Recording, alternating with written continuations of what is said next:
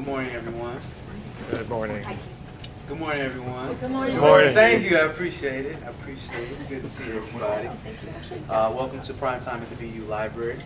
Primetime at the BU Library's mission is to encourage lifelong learning beyond the classroom for the entire Bethel community, and is a collaboration of the Friends of the BU Library and many different offices on campus. Faculty and students, February 15th is the deadline for a $250 library research prize. Faculty, if you had a student that submitted a project or paper in the last 2 semesters or interim that extensively used library resources like books, articles, equipment, and other library services, please encourage them to submit. Information is on the library website, or they can ask the library staff for more information.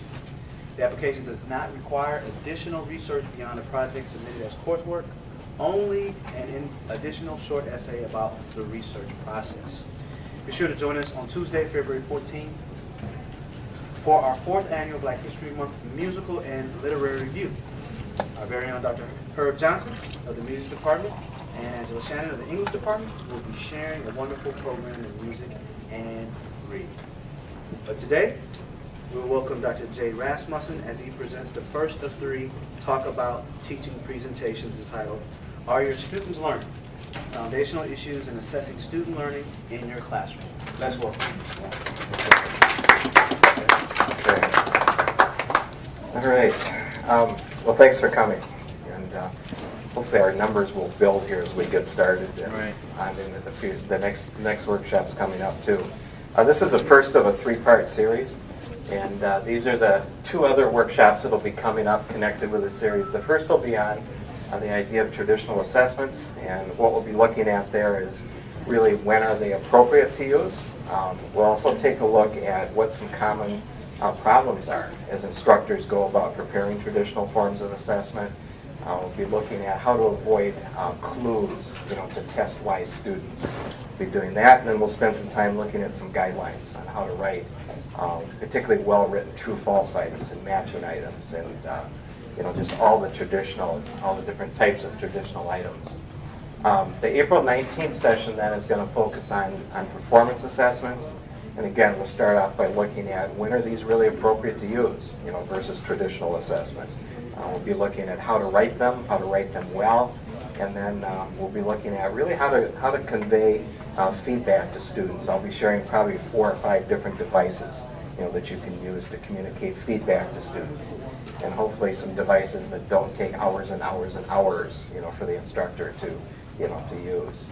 And we'll also talk a little bit here too about what some of the research shows on student feedback. What is it that students really want in terms of feedback?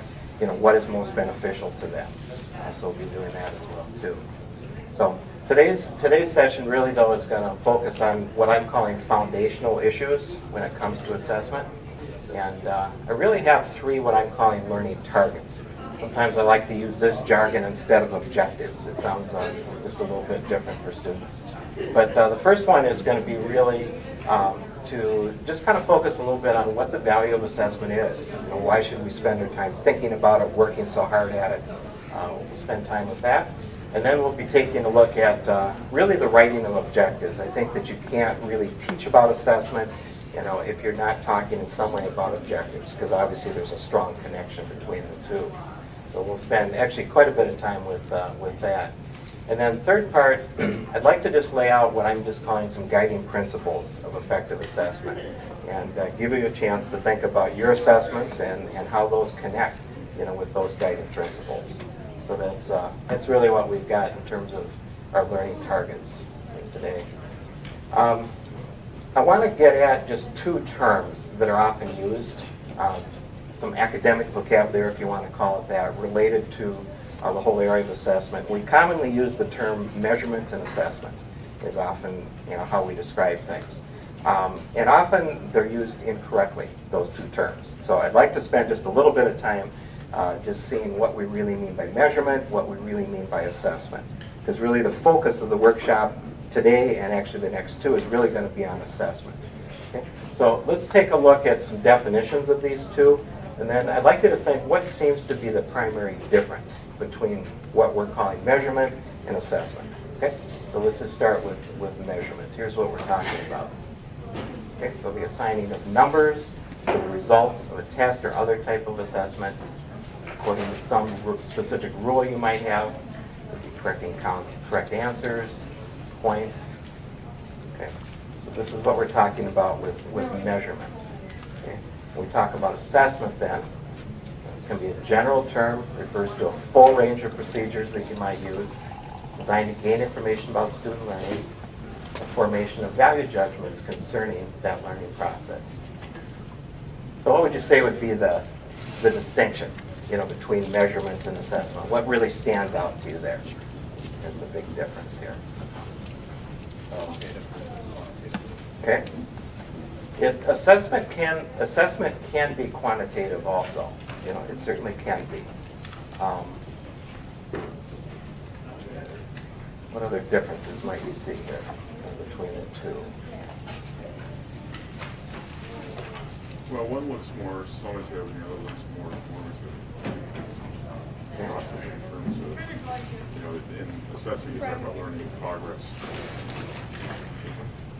So assessment actually can be formative and summative as well, too. Seems like also the measurement piece is more objective than assessment. It's some judgment. Yeah. Yeah, I think anyhow the bigger difference between the two is really that assessment is involving some type of value judgment, that's coming across. Measurement, we're just talking about you got 18 out of 20 correct, period. Okay? When we talk assessment, then now we're putting some value judgment on it. Okay, we're saying, for example, this is A work, this is B work, this is C work, this is high quality work, not high quality work. So I think a real difference between the two, and the important difference, is really that value judgment that comes into play. And I think when we start making value judgments or having students make value judgments on their own work, all of a sudden they get really interested in the process. Okay, and I think it becomes much more difficult for us, and I think it also becomes a lot more sensitive, for students and too. So when we're talking, throughout the workshop today and in the future, this is really what we're talking about. It can be a full range of procedures, and it can be quantitative, qualitative, but there is going to be some kind of value judgment that's coming there. So it gets pretty touchy, for students at times. Jay, Mm-hmm. I tend to, on my syllabus, put evaluation for that Mm-hmm. section. Mhm. Where does that term fit with these two? Yeah, good question. I would say it's kind of a middle. I don't know. Maybe some other people want to take some shots at that one. I know Gretchen, you work with it. Sarah, you work with it. The idea of evaluation. To me, evaluation implies some kind of judgment as well too. But yeah, It's a little softer. Mm-hmm. Sometimes I think to understand that sometimes more than assessment. I think using the terms assessment, I try to explain what that is. So because assessment, when they all they hear is judgment, as opposed to the evaluation that you hear that maybe I'm going to listen a little bit more to what you have to say. I don't know, just in some of the students say it sometimes feels soft. But if you explain assessment, that it's listening to you and hearing what you have to say, what would your stuff listen to it. I think students just want to be heard. So if you use words that help them feel like you're going to actually look at them when you're looking at their works. Any thoughts, Sarah? No, I think about assessment and measurement at a different scale.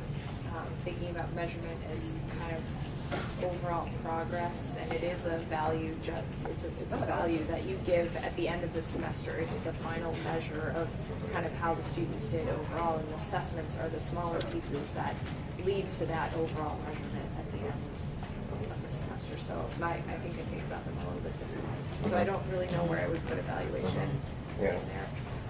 I do think with assessment, though, you can, and I said it before, but I think you can really think in terms of formative and summative. I think those are both, too. So they're messy, they're really messy terms, and it depends a little bit where you're pulling definitions, too. But I guess the main thing that I want us to pull from this is it can really be a range of procedures that can be used, and typically there is some kind of value judgment that comes there. And it could be the student making the value judgment, or it could be the faculty as well. So it's a pretty complex process. Yes.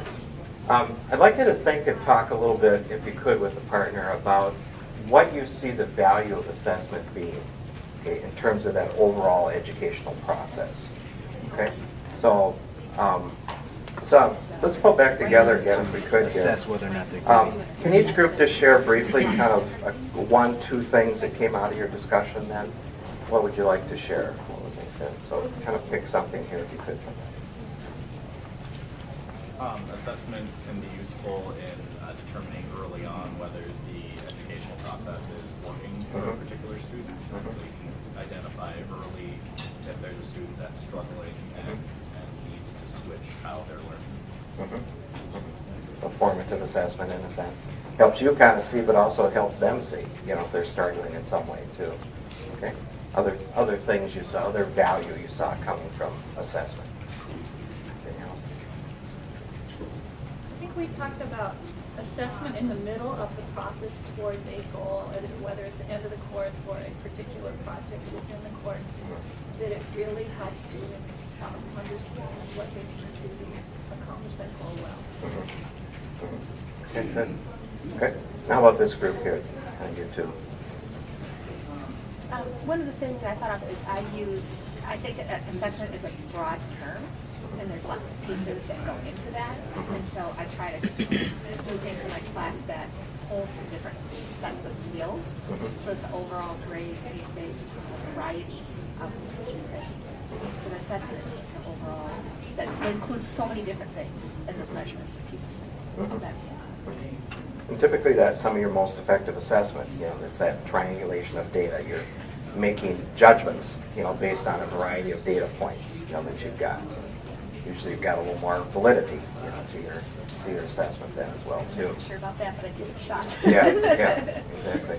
And then how about W and Keith? What thoughts came out of your little thoughts? It also helps us figure out what we're doing well and what we need to change about how we're teaching. Yeah.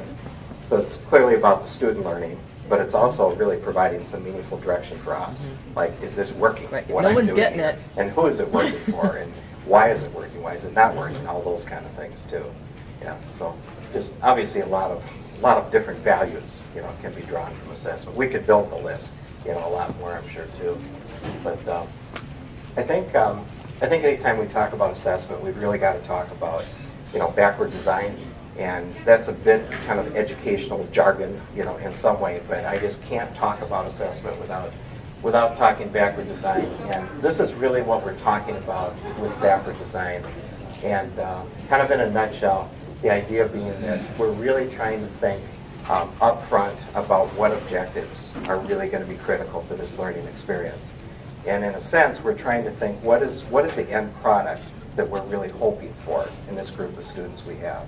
What kind of knowledge do we want them to have? What type of skills do we want them to have? What kind of dispositions do we want them to have? And in a sense, it's almost picturing your students as they come out of your course at the end. Okay? But we're trying to think about that up front. What is it we really want built in, to those students? And that's really defining that up front. And then the next part of the backward design model is really thinking, what is the evidence that I can look at that will help me know that they really have accomplished, what these objectives are. So what is it that I can read that they might produce? What is it that I can see? What is it that I can hear? Okay? But what is that evidence that would really be convincing to me, convincing to them that, hey, they've really accomplished this in some way? And then the third part of backward design is actually then where we start really thinking about what instruction is really going to help us get them to that point of where they're being really successful with whatever it is that we've deemed, to be really solid evidence. Okay? So, how is this backwards? This is backward design. It comes from Wiggins and McTeague, UBD they call it sometimes. So, what's backwards about this versus how we normally kind of approach education?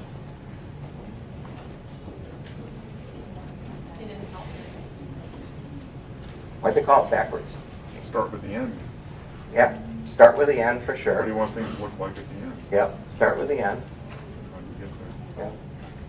I think the other place Go ahead, Sarah. Yeah, I think we often start with just planning learning experiences and instruction.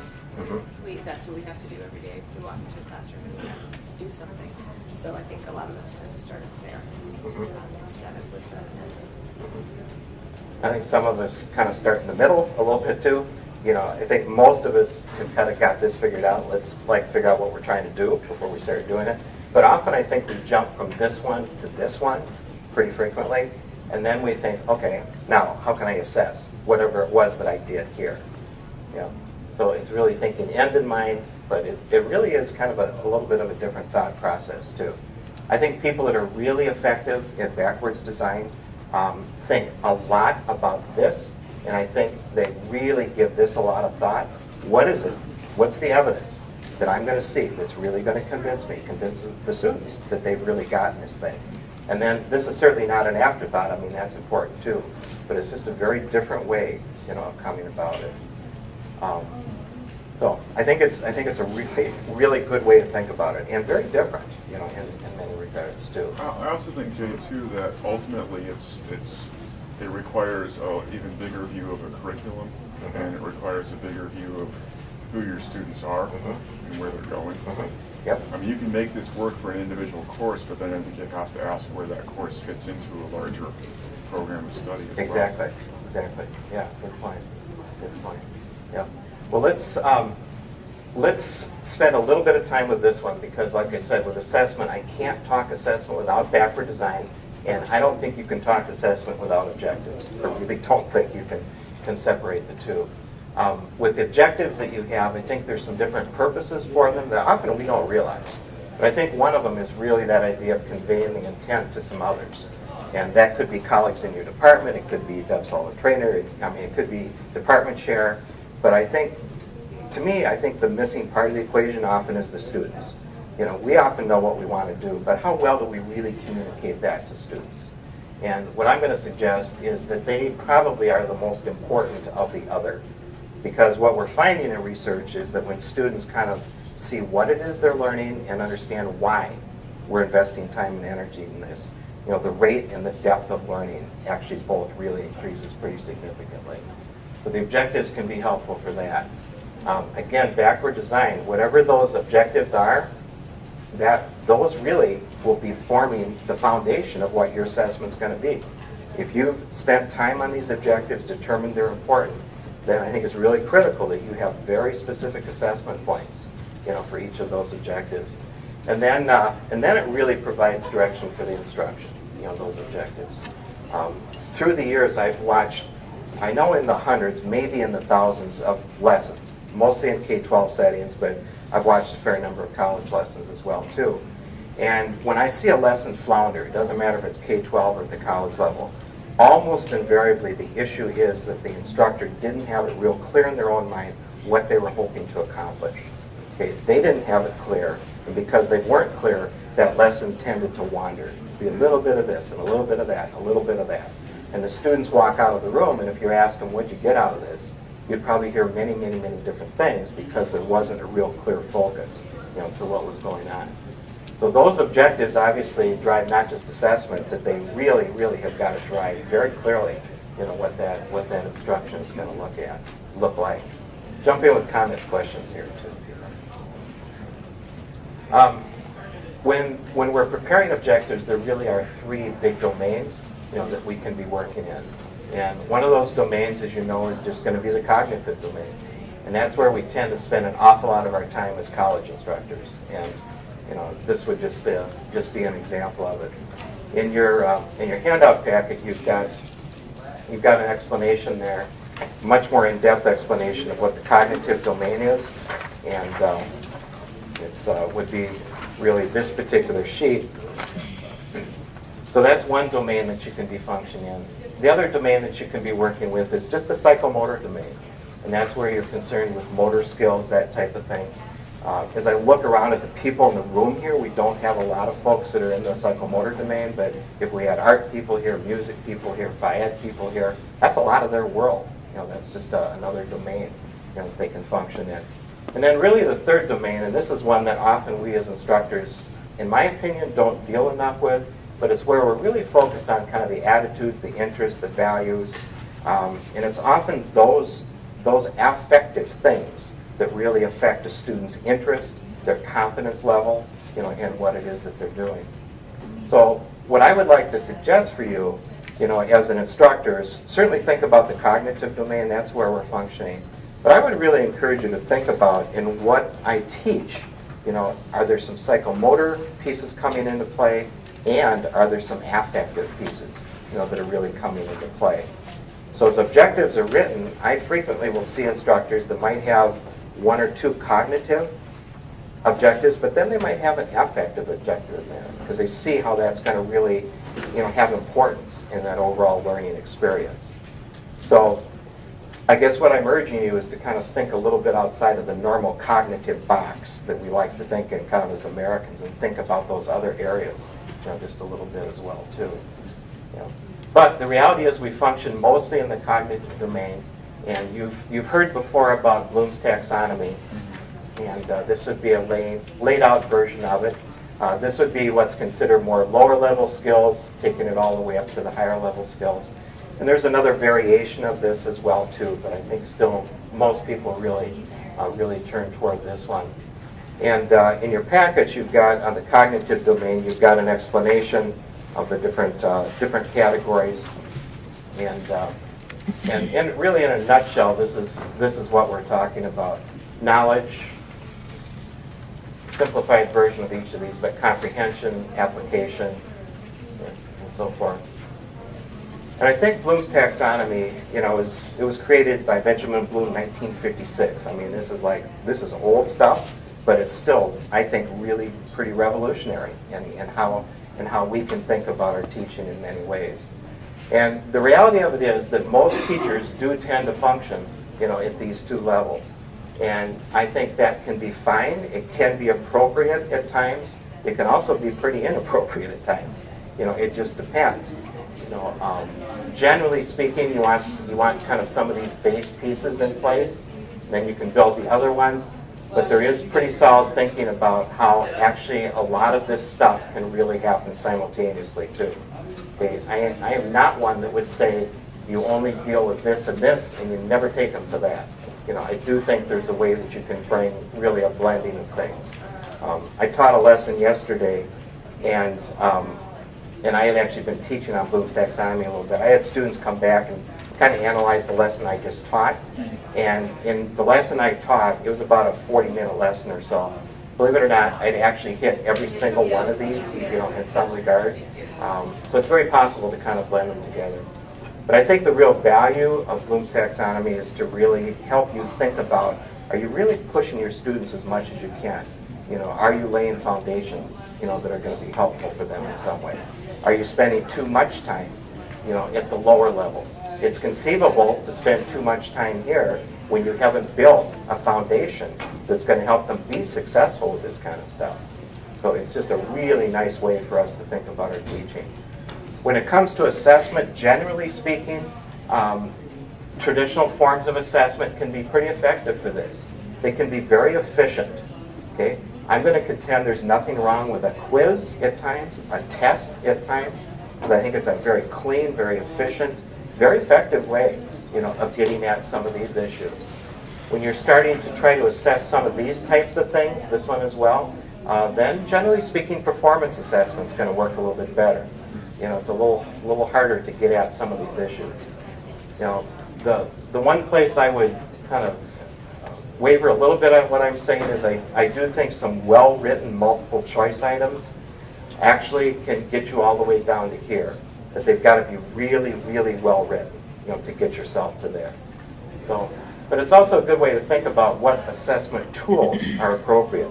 If you are spending a lot of time in your course on the lower levels, it could be perfectly fine that you're using a number of quizzes, a number of tests.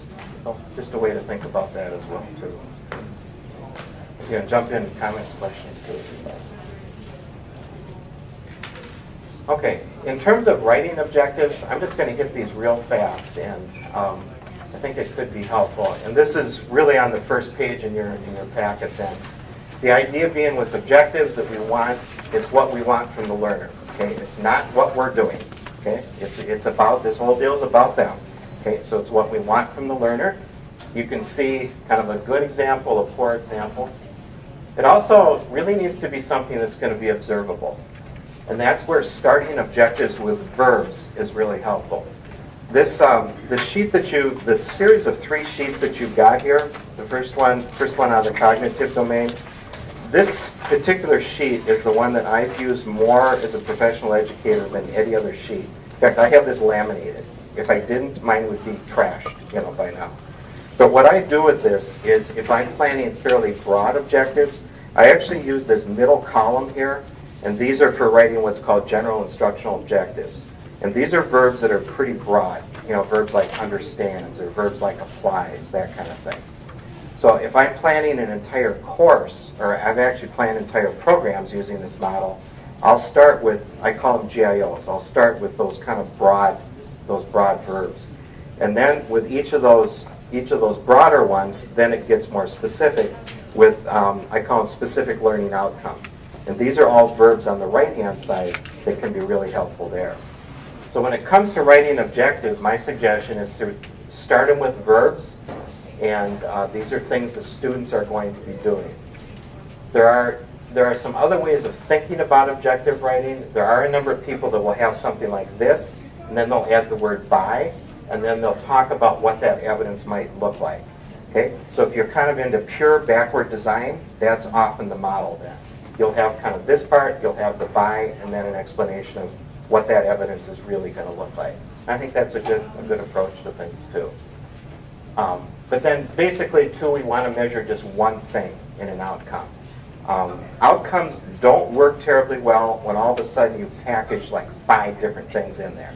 Because then when you go to assess them, can you say, oh, they did great on the first one, and they kind of got the second part of it. But on the third part of this, they didn't get it all, and then on the fourth part, they were wonderful. Have you achieved that objective? Like, who knows? You got 5 different things, going on in it. So, in my mind, anyhow, you're better off maybe having a few more, but get them to be something that you can really measure clearly and say, yes, you've achieved it, no, you haven't achieved it, that type of thing. Okay? So these charts, I think, are just super helpful. Cognitive domain, starting big picture, start with these, and then when you take it down to kind of the individual lesson, then I think these SLO verbs, can be particularly helpful then. All right, let's critique a couple objectives here. Let's just kind of play with them. Okay, and these are real simple ones. Tell me good, bad. Keep those criteria in mind now. Seize the value of an experiment. Thumbs up, thumbs down. What do you think? Okay, thumbs down. Why, Nathan? It's too vague. It's hard to judge. Yep, it's not observable. How do you tell somebody sees the value of something? Okay, yeah, it's not a strong one. How about this one? Again, these are really simple. Thumbs up. All 3 of those things fit, right? This is what the learner is going to be doing. It's something that's observable, and we're measuring. We've got one thing that's going on there. Okay, how about this one? Good one, bad one? What do you think? Thumbs up, thumbs down? Mm-hmm. Yeah, all 3 parts of that work. How about this one? What's going on there? What's the issue with that one? Sarah will pick on you with the science one here. You can't, how can you assess, understand, and know? Mm-hmm. Yeah, 2 very different processes. Knows is basically regurgitation. It's like spit it back. Understands is a whole step beyond that. There are 2 different categories on Bloom's taxonomy. Got 2 very different things happening there. Yeah. How about this one? Good one for my kids. No. Okay. What's the issue with that one?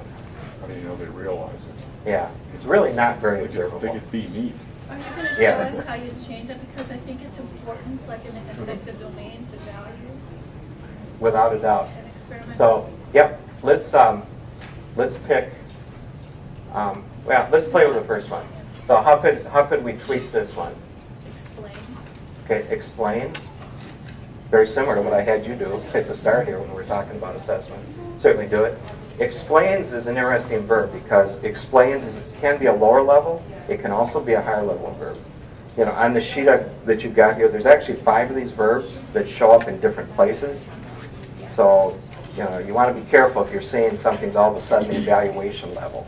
Is it really involving evaluation? What if you defend it? Yep, defends. Then all of a sudden you've taken it up. What level would you guess you're at with that? Yep, you're all the way up. Evaluation actually involves some kind of judgment based on some type of criteria. So when you're defending, you've got to be defending based on some criteria that would be there.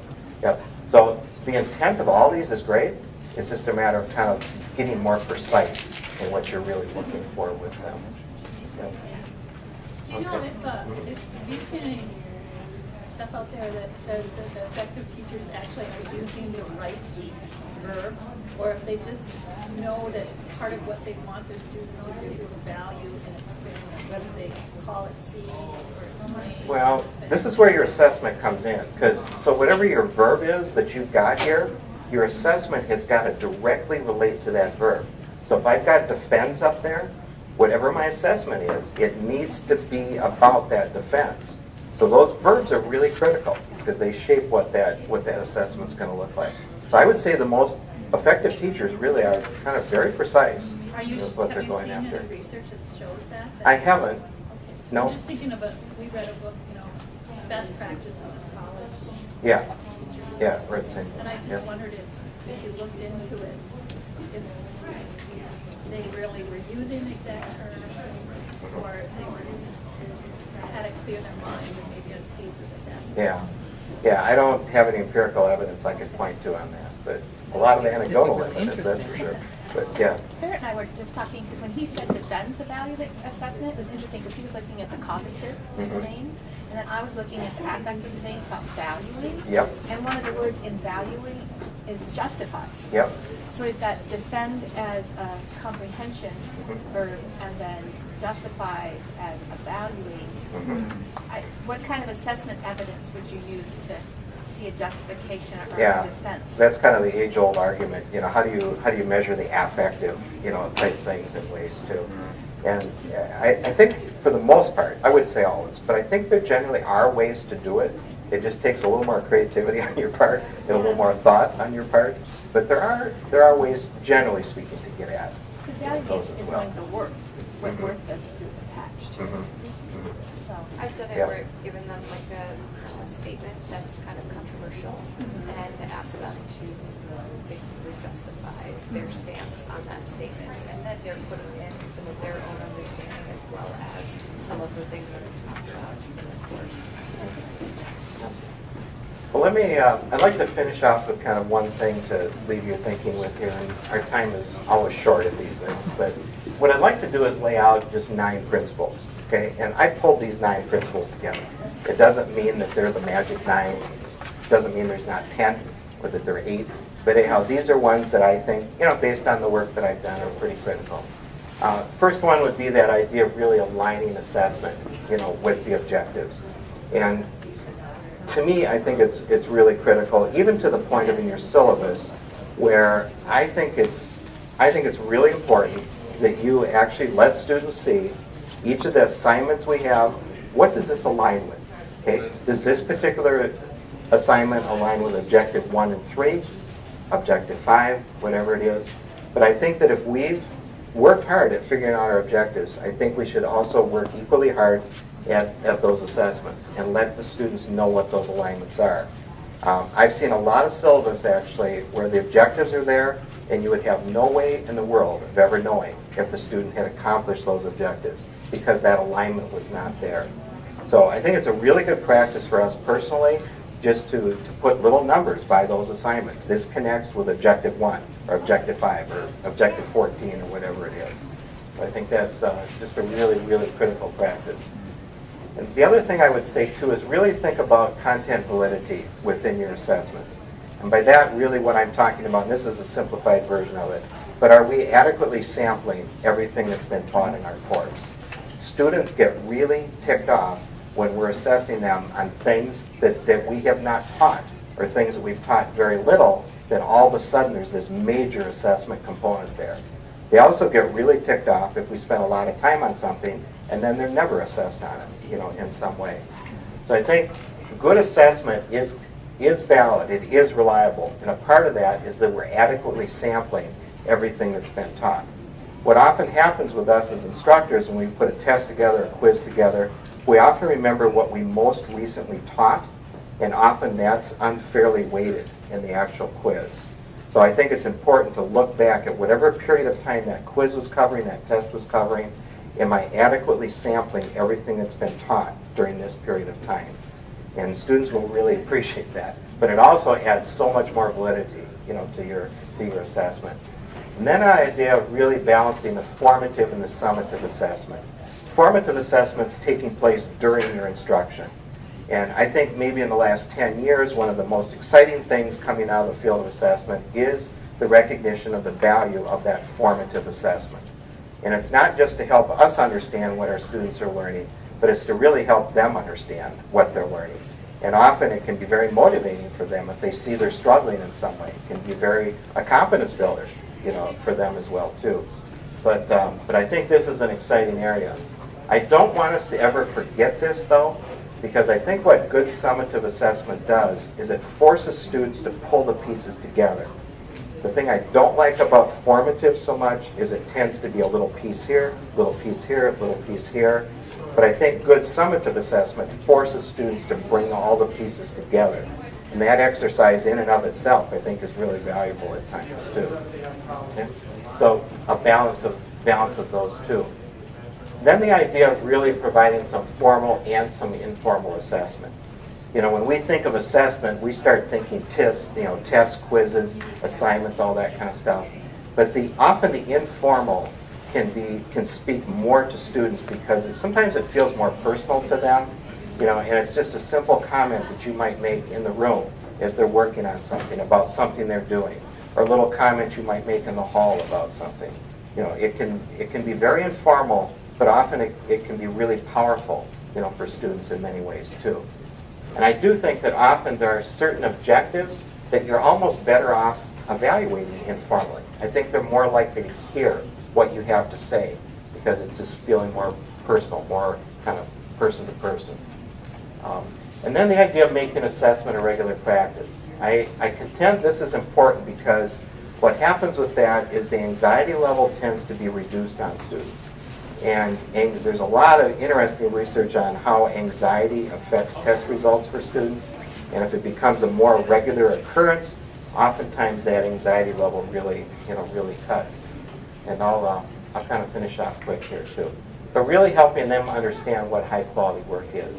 That's where rubrics, I think, are particularly helpful. I think that's where models can be really helpful. I'm a big believer in showing several models of something though, not just one, because they'll tend to copy if it's just one thing. I like 3 models of something where it's still high quality work, but it might look very different, in some ways too.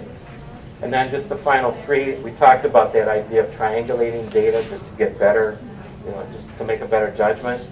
And this is the big one that is, obviously is the concern to students right now. Absolutely huge in a lot of ways. And then the idea of kind of what we were talking about at the start, but really thinking about that, using that assessment data to really inform kind of what we're doing during the course, kind of making those adjustments as we go, but also thinking about how do I tweak this thing, next time around, where have I missed the boat a little bit with this thing to begin with. Yep. So your packet there, you've got the 9 there, but I would encourage you to spend a little time thinking, I call it, are you a walker with these? Or do you consider yourself a jogger with these? Or do you feel like, hey, man, I kind of got this thing down. I'm pretty strong with this one. But do spend a little time thinking about yourself connected with each of these. And then I think those are some areas to kind of work on, the ones where you feel like you're a little more of a walker, a little more of a jogger, and something too.